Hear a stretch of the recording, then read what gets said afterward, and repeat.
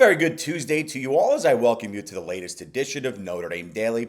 I'm Pete Mulroy, and with all the great things developing in spring practice, Irish head coach Marcus Freeman took time recently to highlight the tremendous work one of his veterans has put in throughout the opening portion of the program. Jordan Faison, who is participating in his first set of spring practices for the first time under Freeman, has earned rave reviews from his head coach, both as a playmaker and a leader. Of course, Freeman's seen what he's been able to do on the field, but he hasn't had him in spring. In past seasons, Faison's lacrosse duties prevented him from being fully involved with the football program during spring workouts. Now that he's fully turned his attention to the gridiron, however, Freeman's starting to see more of what he already knew made the talented wide receiver special, saying, quote, "He's as solid and consistent as any person on our team. His leadership, the way he's able to help those young guys, this is invaluable time for him." And not just the physical aspect, the mental aspect, and the leadership aspect as well, end quote. Across 3 seasons in South Bend, and Freeman's right, Faison has reeled in 98 passes for over 1,300 yards and 9 scores. His most productive campaign came a season ago, where he reeled in a career-high 49 balls for 640 and 4 scores.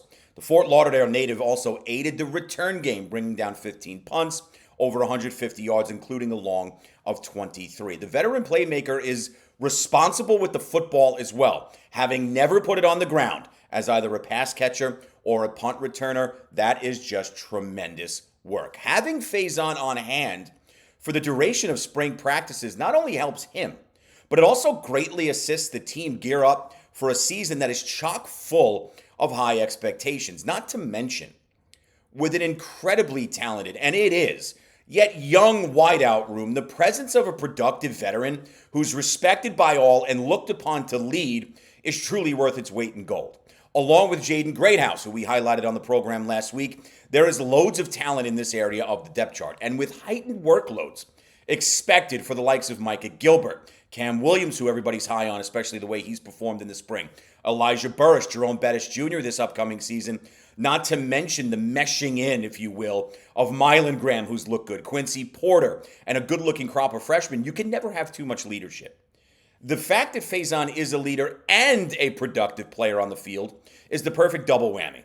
And it wouldn't be shocking at all to see him set more personal bests during the 2026-27 campaign for the Golden Domers because, again, you have a season on the heels of going 10-2, winning your last 10 to end the season. You don't get that playoff berth, fine. But you win 10 of 12, including that 10-game win streak. Now going into a season where, depending on who you read and who you believe and who you like if you're into the betting world, you're an odds-on favorite to win the national championship. And if you got a Heisman favorite in quarterback C.J. Carr, you're going to need every asset you have to deliver on the mission. Jordan Faison, a huge part of that, and I do expect a huge season from him. And speaking of playmakers, former Irish running back Jeremiah Love, who's expected to hear his name called in the top 5 in the upcoming NFL draft, which again is set to begin Thursday, April 23rd, recently dished on the Irish running back room ahead of next season. Of course, with Love and former backfield mate Jadarian Price headed to the next level, a sizable void was left behind C.J. Carr and the Irish offensive line. That does not mean, however, that the room is devoid of talent. As a matter of fact, as we've discussed on past episodes, it's the complete opposite. We've seen Aeneas Williams produce as both a runner and pass catcher when given the opportunity. Nolan James Jr. has looked incredibly strong and shifty during practices, and that's coming off a campaign where he further developed his skills while earning rave reviews from his staff and also watching Love, Price, and a sprinkling of Williams shine in front of him. Incoming freshmen Jonas Walton, Javian Osborne, add even more playmaking and chain-moving dynamics to the room, but Love was particularly high on another ball carrier. The Irish legend spoke incredibly strong about Kedron Young, who, when healthy, is going to absolutely be a massive part of the Notre Dame ground attack. In comparing him to Aldrick Estime in a recent interview with On3, Love noted that while he's got the physicality of the former ND running back, that Young possesses more agility. Crediting his fluidity with the football, Love also noted that it's impressive to watch someone with his size move that well. Quote, "He can run you over. He can juke you. Kedron's movements are very fluid for a big back," end quote. And look, at 6', 240, Young is certainly a powerful physical specimen. We've talked about that before. But with great vision out of the backfield and an underappreciated level of shiftiness, he most certainly will be a nice running mate with Williams. As Marcus Freeman said in the past, you can't replace or replicate the production of Jay Love and Jay Price with just one guy. We know that. For this brand of Notre Dame football, they won't have to.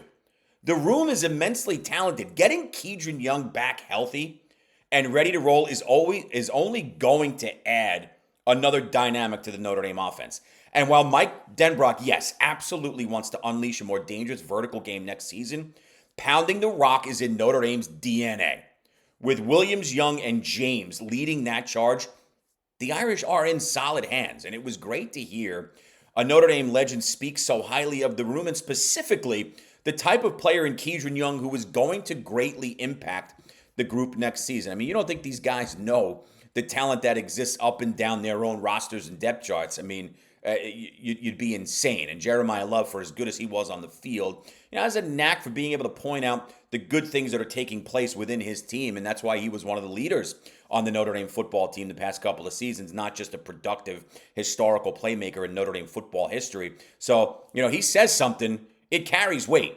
And I think a lot of people were very high on Kedron Young, the upsetting ACL injury a year ago. But you get that back as a nice 1-2 with Williams, add in what Nolan James brings, and then see what you have here from your incoming freshman. It's a nice room. It's a talented room, and Kedron Young makes it that much better. He's another kid from Texas, and that Texas pipeline continues to be strong with the University of Notre Dame's football program. To recruiting now, and while the 27 class for the Irish is off to a fantastic start, it really is.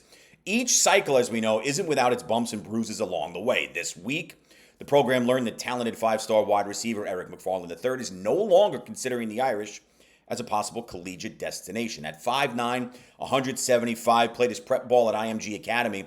McFarland is currently rated as a top 25 player nationally as per 24/7. Those figures also include him being tabbed by 24/7 as the number 5 receiver in the class and as Florida's number 4 ranked player overall. And to no surprise, his offer sheet is stacked. You got Georgia, USC, and Ohio State, among many others, including Texas A&M, Miami, Michigan, Ole Miss, Oregon, and the Irish.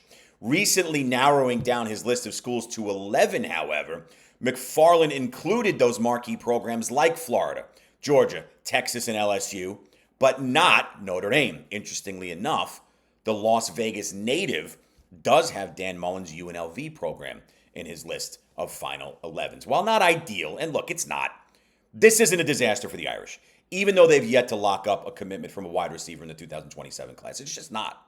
Right? 5-star, 5'9", 175 speedster, can get vertical, help you in special teams. I get it. It's not disastrous. Marcus Freeman and company do, however, have a slew of offers on the table for some of the top targets at the position, and that's where you can breathe a little bit, right? Pennsylvania native Khalil Taylor's a good-looking one. Julius Jones Jr., of course, legacy kid. He's been ticked to be coming to Notre Dame for quite some time now. You still look good there. Mount Carmel's Quentin Burrell and Cade Cooper among those very much on the table for the blue and gold. And it goes without saying the program will be able to secure the commitments of multiple pass catchers by the time the class wraps up, including maybe a couple from the group I just mentioned. And I left off 9 or 10 other offers they have out there at the position. Overall, while it might sting to miss out on a guy like McFarland, because again, he's an unreal football player, it's not an earth-shattering disaster.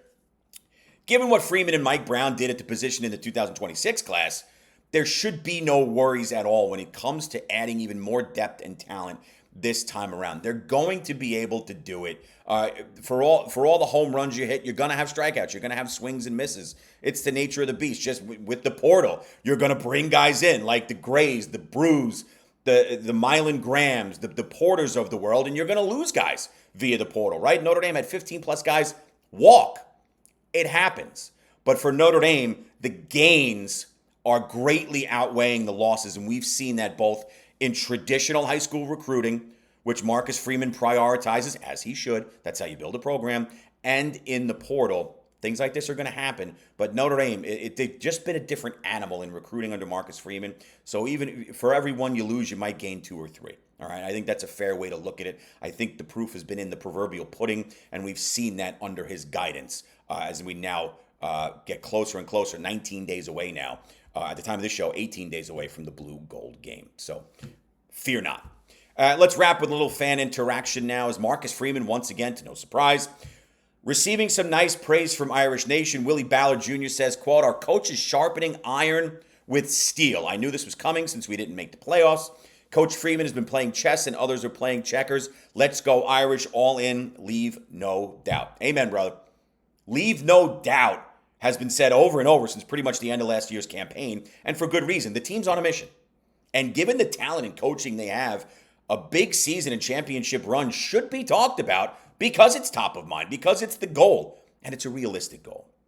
They're favorites for a reason, or among the favorites for a reason, right? So, Willie, I'm with you. Marcus Freeman's done a magnificent job recruiting and developing while building a rock-solid program that is stacked on trust, communication, and transparency. And, Willie, you're right. His moves just hit different. Our buddy Willie McBride said this week, great episode, Pete. Thank you. That's referring to Monday's program, straight ball talk, and continued coverage of the questions through the spring. My only argument, would Nick Reddish, that being 100% by August after a labrum tear and surgery in April, be realistic? I find it unrealistic. I hear you, and it's not that it didn't cross my mind. Marcus Freeman wants to have him ready to roll for fall ball, so there appears to be some really good optimism on what that recovery timeline, Willie, would look like.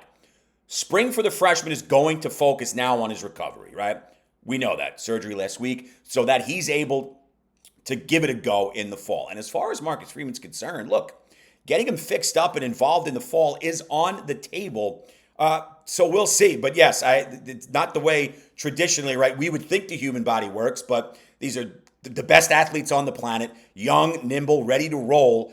You catch these things early and you jump on them, that they're surrounded medically by, immensely talented and gifted people. So, Marcus Freeman's not going to say something if it doesn't have validity and carry weight, though. That mindset that you have, Willie, I'm with you. I don't know that if I tore my labrum right now, I'll tell you what, I ain't playing golf for 5-6 weeks. I'll tell you that much, right? So it's a little different. But if you're able to get this young man back, he came in as a 3-star, you're impacting the depth back there for what the future of that Notre Dame secondary might look like. He'll be a part of it for sure. He's here for a reason. Now you just got to get him healthy, right? And also worth noting that many of you, including yours truly, are very excited about Kedron Young getting back to full strength.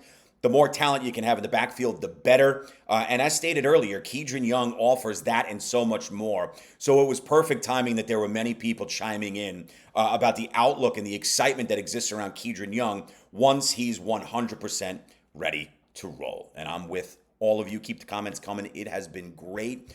Continue to really enjoy it. And again, as I said yesterday, in addition to YouTube, Notre Dame Daily took it to Facebook now, TikTok, Apple Podcasts, and Spotify. Spread the word, right? No BS from you. Believe me, I get the headline thing. You lock into this show. I'm not going to BS you. Straight Notre Dame football talk the way we like to do it, because at the end of the day, we're all Golden Domer fans. With that, have a fantastic rest of your Tuesday. I'll see you all tomorrow. And as always, go Irish.